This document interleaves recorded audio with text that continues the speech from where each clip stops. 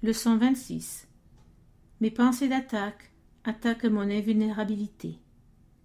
Il est sûrement évident que si tu peux être attaqué, tu n'es pas invulnérable. Tu vois l'attaque comme une menace réelle.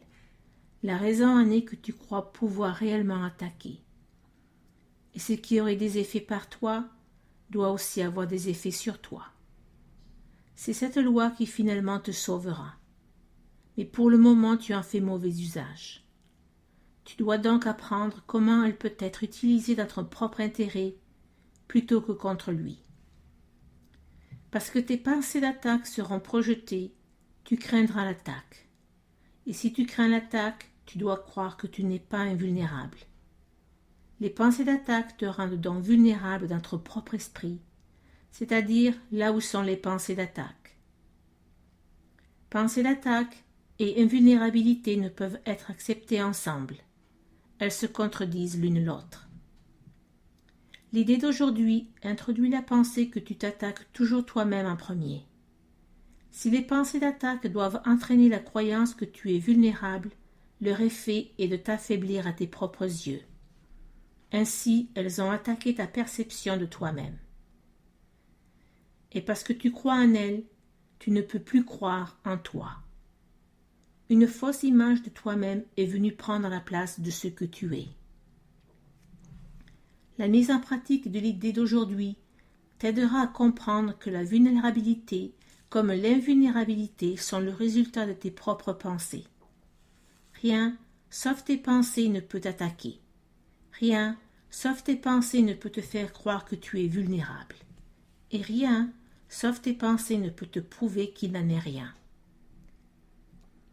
6 périodes d'exercice sont requises pour appliquer l'idée d'aujourd'hui. Tu devrais tenter de faire 2 bonnes minutes pour chacune d'elles. Mais tu peux réduire le temps à 1 minute si le malaise est trop grand. Ne le réduis pas davantage. Les périodes d'exercice devraient commencer par la répétition de l'idée d'aujourd'hui. Puis ferme les yeux et passe en revue les questions non résolues dont les résultats te causent du souci. Le souci peut prendre plusieurs formes. Dépression, inquiétude, colère, un sentiment de contrainte, de la peur, un mauvais présage ou une préoccupation. Tout problème encore irrésolu et qui tend à revenir dans tes pensées pendant la journée est un sujet convenable. Tu ne pourras pas en utiliser beaucoup pour chaque période d'exercice parce qu'il faudrait consacrer à chacun un moment plus long qu'à l'ordinaire. L'idée d'aujourd'hui devrait être appliquée comme suit. D'abord, nomme la situation. Je me fais du souci à propos de.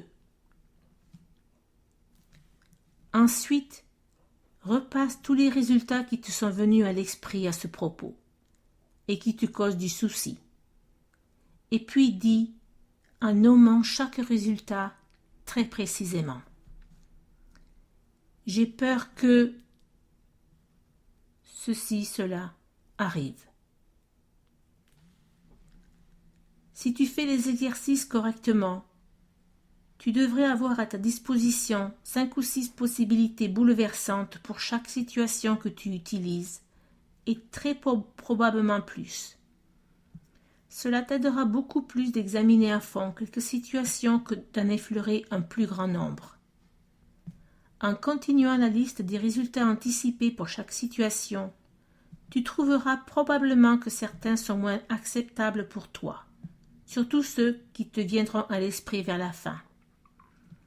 Essaie, toutefois, de tous les traiter de la même façon dans la mesure du possible. Après avoir nommé chaque résultat dont tu as peur, dis-toi. Cette pensée est une attaque contre moi-même. Termine chaque période d'exercice en te répétant une fois de plus l'idée d'aujourd'hui.